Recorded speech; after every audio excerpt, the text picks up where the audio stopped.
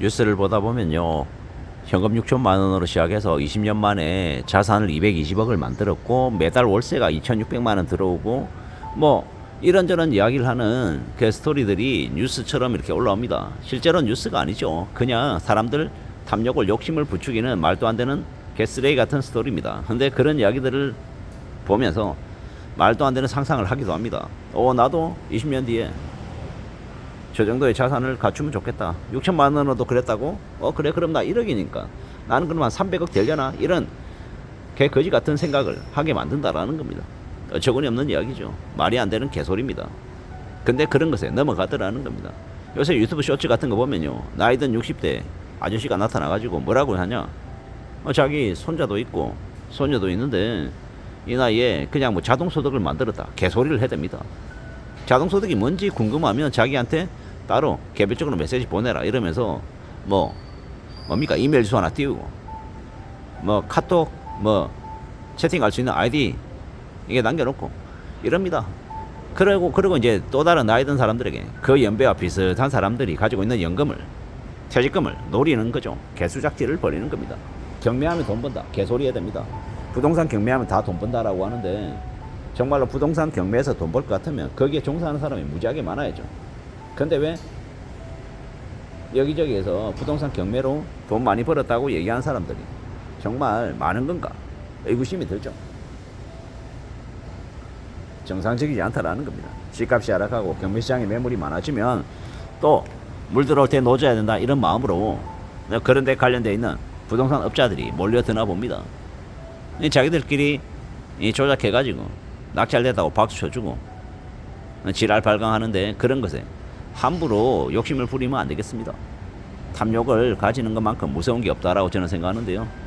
우리가 살아가는 시대, 우리가 살아가는 삶에서 뭐가 더 중요하고 뭐가 덜 중요한지 좀 냉정히 시시비비를 가릴 필요가 있다라고 봅니다. 왜 이런 얘기를 하겠습니까? 왜? 세상 사는 게 녹록지 않고 그런 욕심, 탐욕들이 우리의 삶을 여지없이 망가뜨리는 경우가 너무도 많기 때문입니다. 신중하게 살아가야 되고 욕심 부리지 않아야 되고 좀 더 살펴봐야 된다라고 봅니다. 두고 봐야죠. 좀 더 염려해야죠. 사는 거는 절대로 우리 생각, 우리 바람대로 흘러가지 않는다라는 것. 우리 생각하고 다르게 흘러가는 경우가 너무도 많다라는 걸 인정해야 돼요. 받아들여야죠. 그래서 무슨 얘기를 하고 싶은 거냐? 좀 더 두려운 마음으로 경계하는 마음이 있어야 된다라고 보는 겁니다. 돌다리 두드려보고 신중하게 따져보고 뭔가를 좀 조심히 살펴야 된다라고 보는 겁니다. 그런 각오로 그런 마음으로 지내야 그래야 삶을 유지시키지 않겠나라고 보는 겁니다. 무슨 놈의 6천만 원 가지고 20년 뒤에 220억을 만들었다. 실제로 그런 사람이 있긴 하겠죠. 근데 정말로 그랬던 사람이라고 하면 그런 이야기를 그렇게 퍼뜨릴까요? 절대로 안 그럽니다. 절대로. 예를 들어서 제가 그러지도 않지만 말 그대로 상상입니다. 제가 만약에 한 200억의 자산가라고 해요. 그럼 그걸 자랑하고 다니겠습니까? 자랑 안 합니다. 입도 뻥끗 안 합니다. 그게 진실이죠. 근데 뉴스든 아니면 유튜브든 어디에서든 자기 200억대 자산가라고 떠들어대는 100억대 자산가라고 떠들어대는 사람이 있어요. 진짜 그 정도의 자산가일까? 진짜일까? 계산상으로는 그럴 수 있죠. 제가 아는 지인도 저기 어딥니까? 아파트를 한 6채를 가지고 있어요. 한 채는 30억이라 그러고 한 채는 20억이라 그러고 이래저래 따져보니까 120억대 자산가래요. 그래 계산하면 자산가가 맞겠죠. 근데 잘 생각해 볼 거는 30억짜리 아파트에 빚이 있어요. 한 10억 정도 빚이 있죠.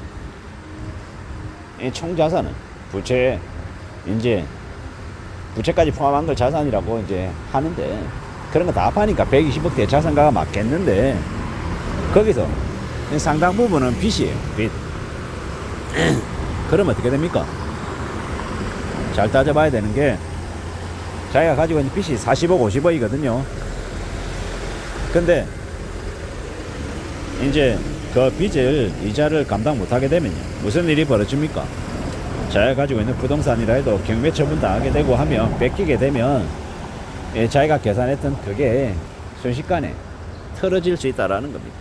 그걸 잘 고려할 필요가 있겠습니다. 우리가 생각하는 우리의 바램, 우리의 계산법 이런 것들이 자기 생각대로 안 될 수 있다라는 거죠. 그런 걸 고려하지 않고 그냥 입으로만 나불나불 됩니다. 다 부자 된 것처럼 잘 나가는 것처럼. 근데 과연 그럴까? 생각해 봐야 된다라는 거죠. 또 과도하게 부동산을 많이 가지고 있으면요, 그에 대한 세금은요, 세금 내야죠. 세상에 공짜가 있습니까? 공짜 없습니다.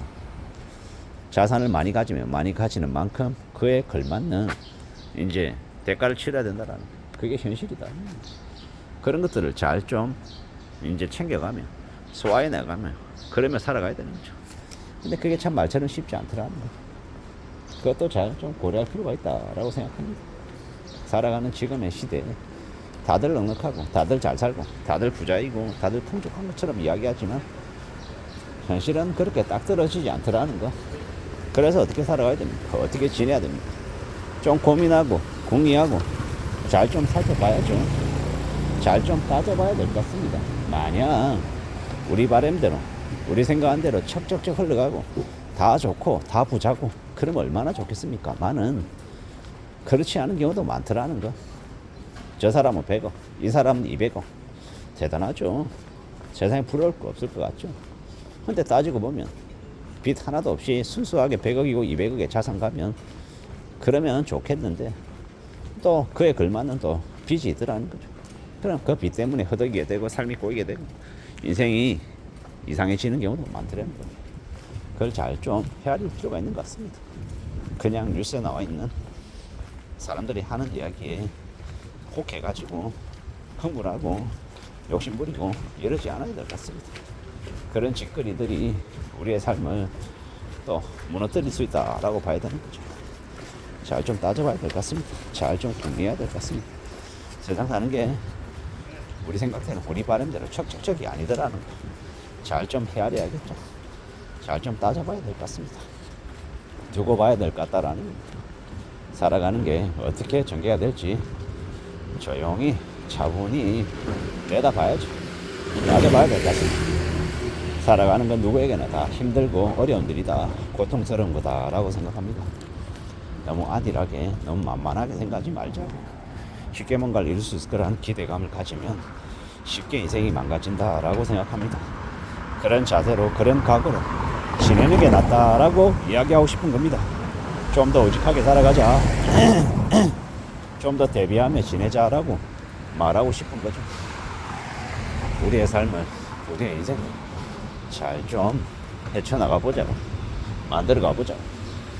그러는 게 좋을 것 같습니다. 그렇게 살아가자라고 이야기하고 싶은 겁니다. 참으로 힘겨운 시대를 우리가 살아가고 있음이 분명하니 말입니다. 좀 더 단단하게 우리 삶을 지켜나가는 게 좋을 것 같습니다. 이상입니다.